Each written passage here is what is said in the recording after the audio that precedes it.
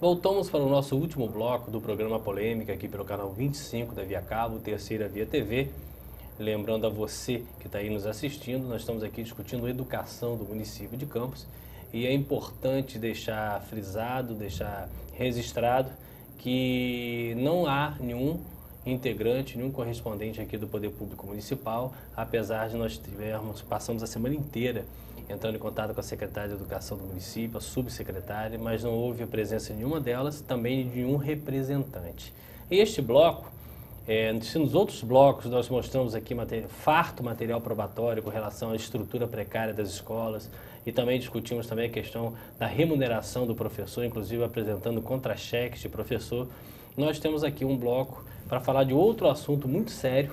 Nós estamos aqui com o professor Wagner Maia, que substituiu a Nina, que participou nos 2 primeiros blocos com a gente, e ele vai conversar com a gente sobre um assunto que não acontece, infelizmente, só em Campos, mas é o assunto referente ao assédio moral que ele vem sofrendo em uma instituição. Ele é pedagogo e ele vai conversar com a gente com muita calma, com muita cautela, e explicar essa situação que ele está vivendo, e nada mais importante do que a mídia para expressar a posição dele. Obviamente, os nomes que forem citados por ele, que se porventura forem citados, tem aqui o contraditório salvaguardado, basta apenas solicitar à empresa que nós, obviamente, daremos todo o contraditório necessário.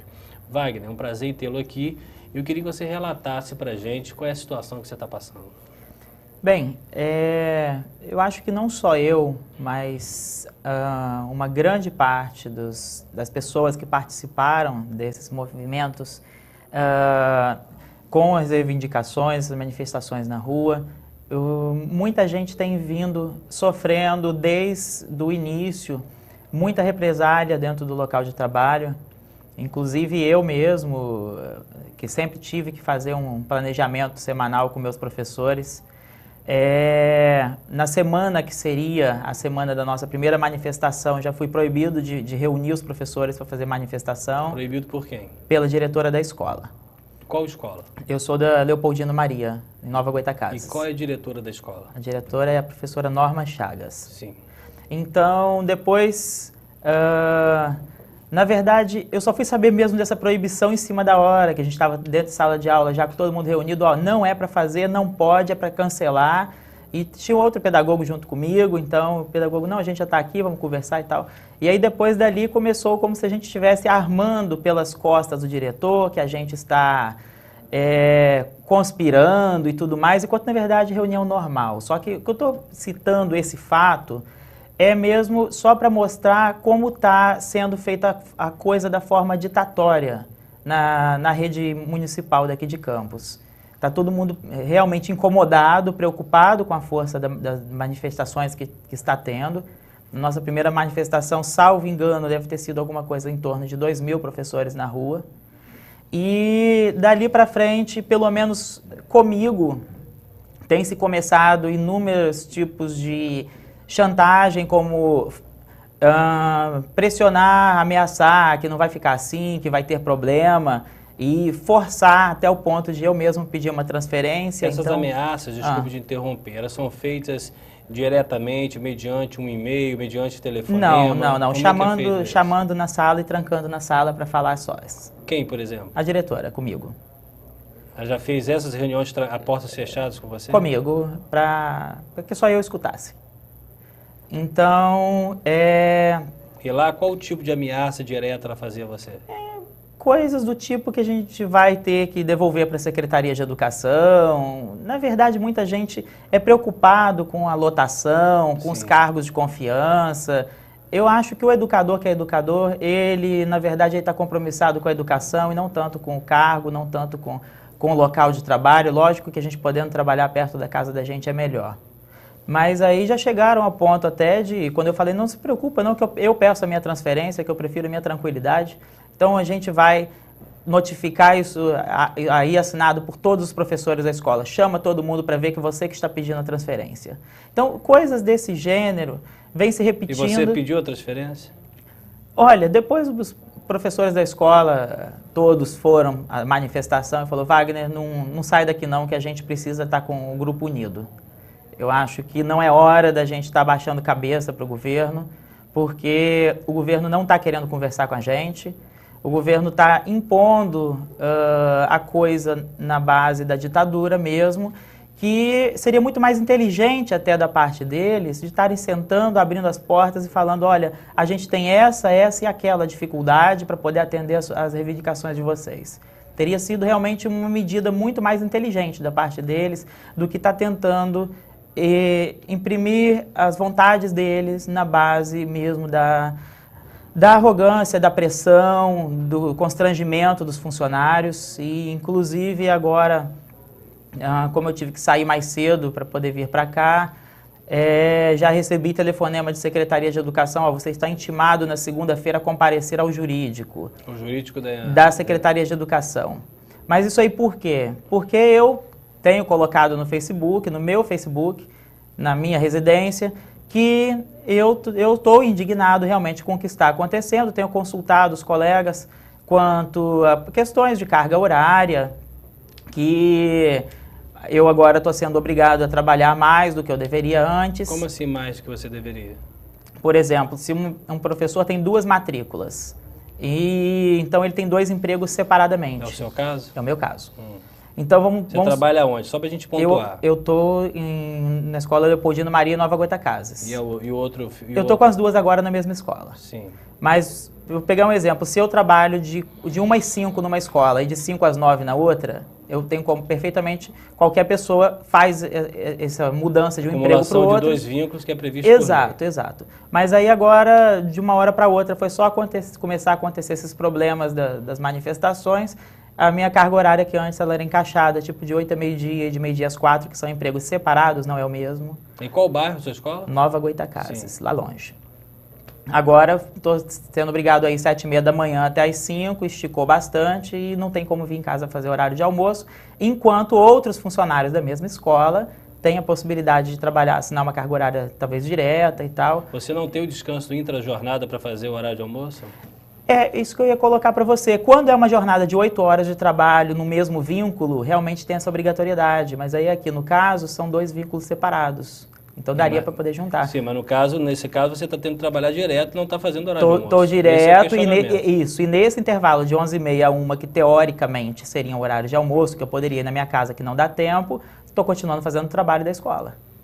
Inclusive até mais trabalho do que deveria, como, por exemplo, ter que redigir documentos que seria de responsabilidade de direção escolar, então dando coisa que está fora da função. Além do desvio de função, você está sem horário de almoço. Exatamente.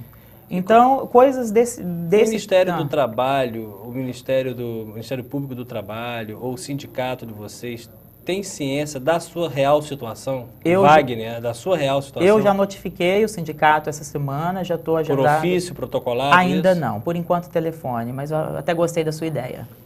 Porque eles já agendaram para ser atendido pelo advogado na próxima semana, para poder a gente tratar disso. Principalmente porque na mesma escola um funcionário está com uma regra e outros funcionários estão com outras regras distintas. Então a regra só mudou para mim por eu participar da manifestação. Outra coisa, eu estava conversando com elas em outro bloco e é bom saber de você também. Na sua escola, existe ainda contratados ocupando vaga de concursados? Existe sim. Você poderia mais ou menos dizer quantos? Em sala de aula, que eu tenha certeza, acho que mínimo 2, talvez 3. Agora, assim, de rápido, eu teria que analisar colega por colega. De 2 a 3 contratados. Exatamente. Que não deveriam estar mais na rede pública, ocupando vaga de concursado. Ocupando vaga real, inclusive. Então, a gente tem isso em todas as escolas, inclusive na minha. E já houve algum pedido para que esses contratados saiam? Ou você acha que eles têm algum apoio político de vereador para estar onde estão? Olha, a gente, professor efetivo, a gente não tem entrado nessa questão de talvez fazer essa solicitação nós lá dentro da escola, com diretora e tal. Eu tenho visto realmente o sindicato atuando, os líderes do movimento, os educadores de campus em luta, mas nós, professores da escola, não tratamos do tema com a direção, até porque a gente não tem espaço para isso. Essa questão referente ao assédio moral que você está apresentando para a gente, qual o próximo passo seu com relação a isso? Você resolveu parar com essa reivindicação ou você vai levar isso aos órgãos públicos, à justiça, como você está fazendo com a imprensa? Sim, eu pretendo realmente dar continuidade nisso daí, porque eu acho que a gente não pode estar realmente tendo o nosso direito de livre expressão cerceado, assim, de a gente estar sendo coagido dentro do local de trabalho, que não sou só eu, inúmeros outros professores da mesma escola estão passando pelo mesmo problema. Então, eu pelo menos pretendo ver o que vai sair dessa convocação minha, que eles me convocaram para o jurídico da Secretaria de Educação na segunda-feira, e dependendo do que sair dali, vamos ver para onde que a gente leva isso. Eu só estranho muito que as coisas que eu ponho na minha vida privada estão sendo chamadas para resolver dentro de jurídico, de Secretaria de Educação, enquanto acho que a Secretaria de Educação deveria estar resolvendo quanto ao meu desempenho profissional, que até aí não tem nada realmente a desejar, eu estou fazendo até mais do que seria a minha obrigação. Beleza, nós estamos aqui com 3 minutos para encerrar o programa. Eu queria que a Joailda, que já participou com a gente nos 2 blocos, fizesse as suas considerações finais e lembrar novamente que o Poder Público de Campos não compareceu a esse programa, e mesmo sendo devidamente convidado, não só a secretária municipal, como a subsecretária e qualquer representante da Secretaria Municipal. Eu gostaria que você fizesse as suas considerações finais. Agradecer pela oportunidade de poder estar aqui mostrando a questão da educação de Campos, né, que há 3 meses atrás, antes do movimento Educadores de Campos em Luta surgir, parecia que estava tudo ótimo, tudo maravilhoso, salário ótimo, escolas modelos, e bastou-se o movimento Educadores de Campos em Luta surgir, e aí começou a discutir-se educação em Campos, que hoje você vai na padaria, você escuta conversando sobre educação. Você vai no supermercado, tem alguém conversando sobre educação. A educação passou a entrar em foco, em discussão. Wagner, muito obrigado pela sua presença e conte sempre com a imprensa para a divulgação dos dados relevantes na educação de Campos. Ok, sou eu que agradeço pela oportunidade e espero que agora, a partir daqui, mais e mais professores, educadores em geral, funcionários em geral das unidades escolares, estejam também tomando a iniciativa, tendo a coragem de estar expondo o que estão sofrendo dentro das suas unidades. Eu que agradeço imensamente pela oportunidade. Perfeito. Estamos terminando mais um programa Polêmica aqui pelo canal 25. Agradecer a você que esteve aí nos prestigiando, nos assistindo, e até semana que vem com mais uma entrevista.